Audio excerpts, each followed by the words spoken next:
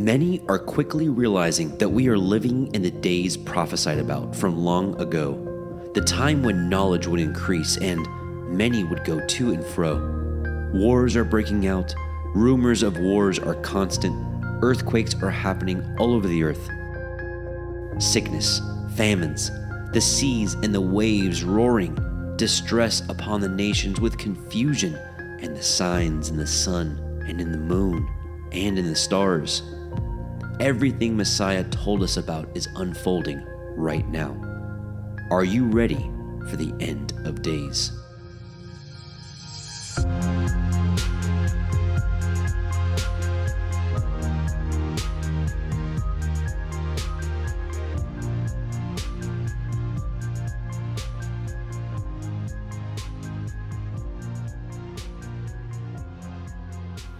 The signs are all around us, brothers and sisters.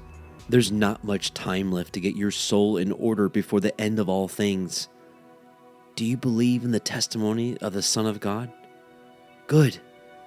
But no, even the devils believe in fear. The question is, do you love him? And do you follow his commandments as he has required? Let's listen in to one of his prophecies of the time we live in right now. Look at the fig tree and all the trees. When the leaves come out, you see for yourself and know that summer is almost here. So in the same way, when you see these things happen, all the signs he warned us of, know that the kingdom of Elohim is almost here. Truly I say to you, this generation shall not die till everything is fulfilled.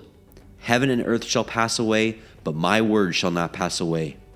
Be on guard, lest at any time your hearts be weighed down with gluttony and drunkenness and cares of this life, that day doesn't come on you suddenly like a trap. For as a trap shall it come on all of them that dwell on the face of the whole earth. Watch therefore, and pray always that you are accounted worthy to escape all these things that are going to happen, and to stand before the Son of Man.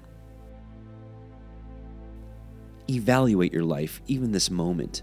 Would you be ready if he were to come back this week? Be honest. Are you living for him or for yourself? Are you walking righteously or living in sin? Do you know what sin even is? Will you be accounted worthy of escaping the fire, the hail, the devastations that are soon to come? Prophecy tells us the billions will be destroyed at his coming. This prophecy also tells us something that you should know about. For behold, Yahweh will come with fire, and with his chariots like a whirlwind, to render his anger with fury, and his rebuke with flames of fire. For by fire and by his sword will Yahweh plead with all flesh, and the slain of Yahweh shall be many. They that sanctify themselves and purify themselves in the gardens behind one tree in the midst, eating pork, and the abomination, and the mouse, shall be consumed together, says Yahweh. Truly, a life-changing passage, and one offered to stir up some thought within you. This prophecy has yet to be fulfilled, which reveals that he, Messiah, will destroy those who eat these foods at his second coming. Most of his people aren't even aware that pork, shellfish, and many other commonly eaten foods around the world are unlawful according to the Bible.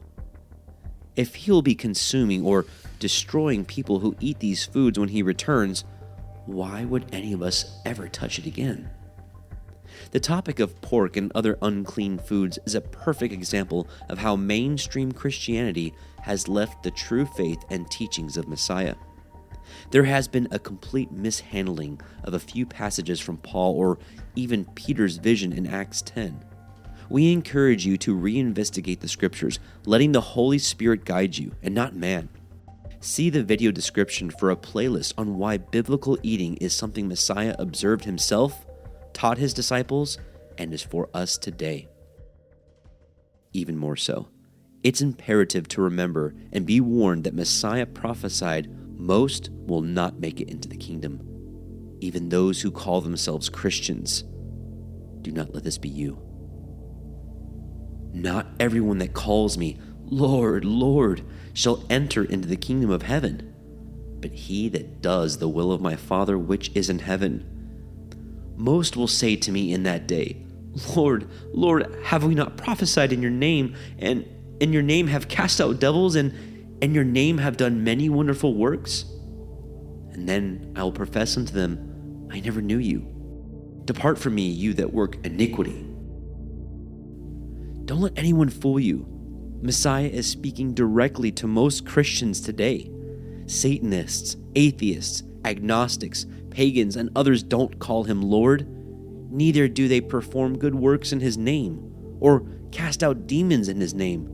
No, only a believer or Christian do these things who have been led astray for far too long.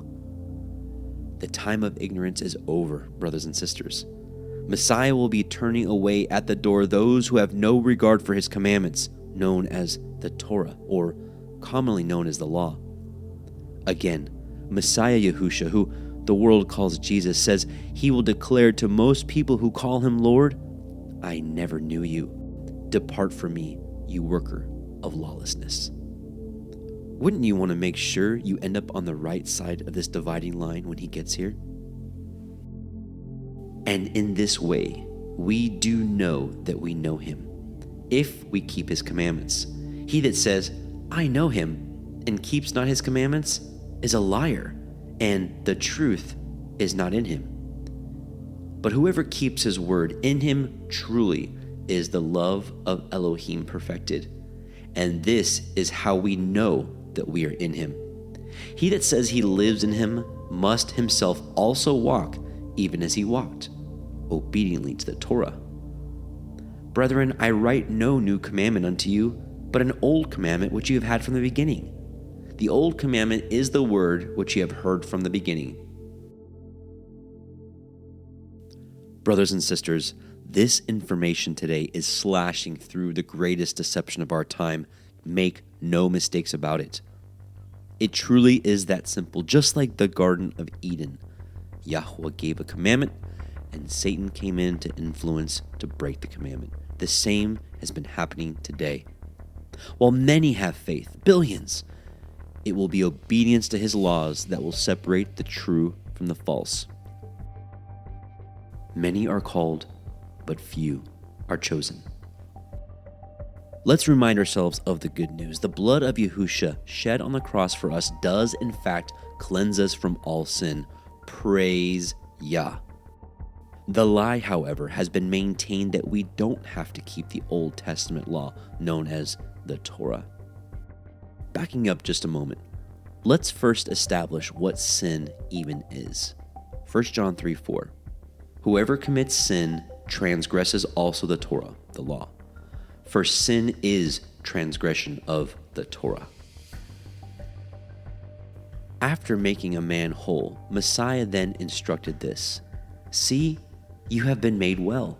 Stop sinning, or else something worse may happen to you. Even Paul the Apostle makes this concluding statement after explaining the faith in Messiah.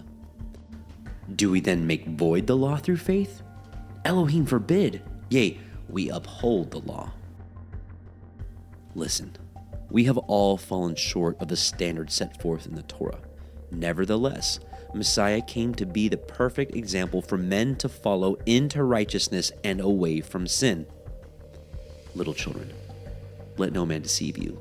He that does righteousness is righteous, even as he is righteous.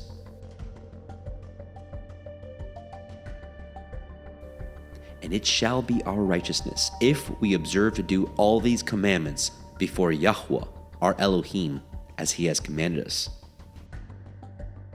Unfortunately, the early church did not heed the warnings by the Apostle Peter regarding some of the passages written by Paul that could be easily misinterpreted.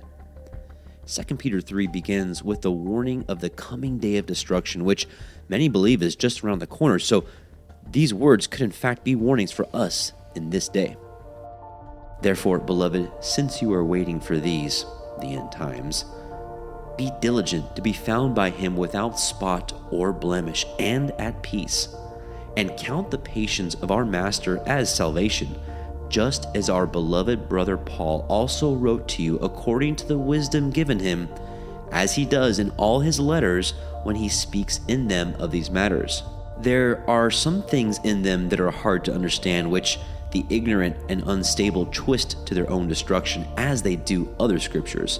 You therefore, beloved, knowing this ahead of time, take care that you are not carried away with the error of lawless people and lose your own stability.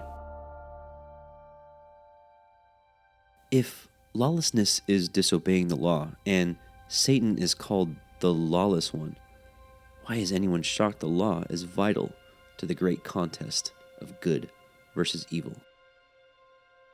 In Romans 13, Paul equates commandment keeping as part of the definition of fulfilling or carrying out love in one's life.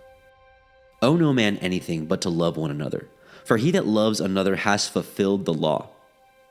For this, you shall not commit adultery, you shall not kill, you shall not steal, you shall not bear false witness, you shall not covet, and if there be any other commandment, it is briefly comprehended in this saying, namely, you shall love your neighbor as yourself.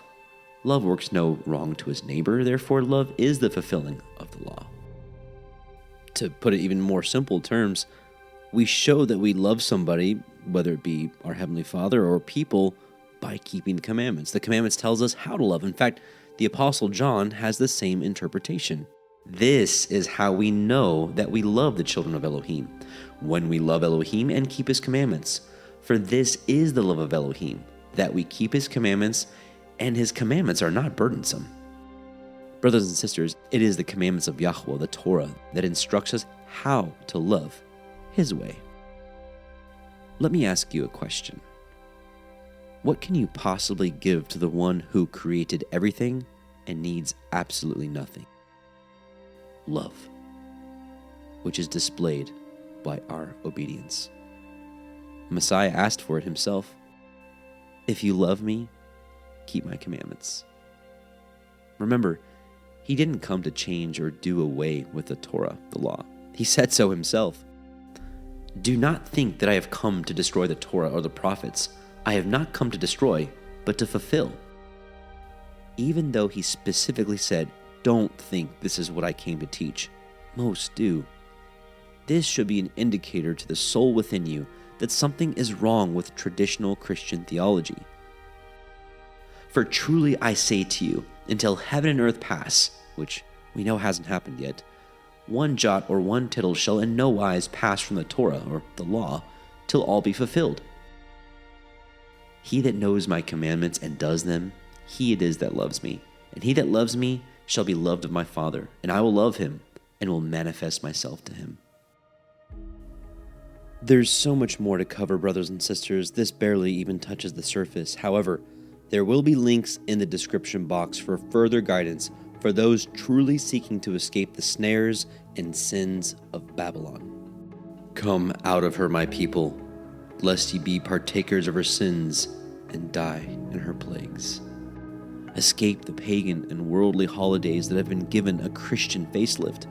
Instead, keep the feasts of Yahweh, which all celebrate and point to Messiah. Passover, Pentecost, Sukkot. Keep those instead of Christmas, Easter, and other pagan traditions. Look into the true day of worship and rest, the seventh day of the week, and not the first day, Sunday, as Rome instituted by Emperor Constantine. Loving Elohim and your neighbor, according to the precepts found in the Torah, is how we can truly do what is pleasing in his sight and ultimately be prepared for the end of time. To learn more about walking in the light as he did and loving according to the Torah, please see this playlist. Yahweh bless you and keep you. Yahweh make his face shine upon you and be gracious unto you. Yahweh lift up his countenance upon you and give you shalom. Peace.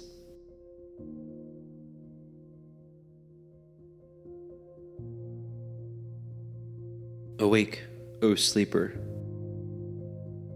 knowing the time that now it is high time to awake out of sleep. For now our salvation is nearer than we believed. The night is far spent. The day is at hand. Let us therefore cast off the works of darkness, and let us put on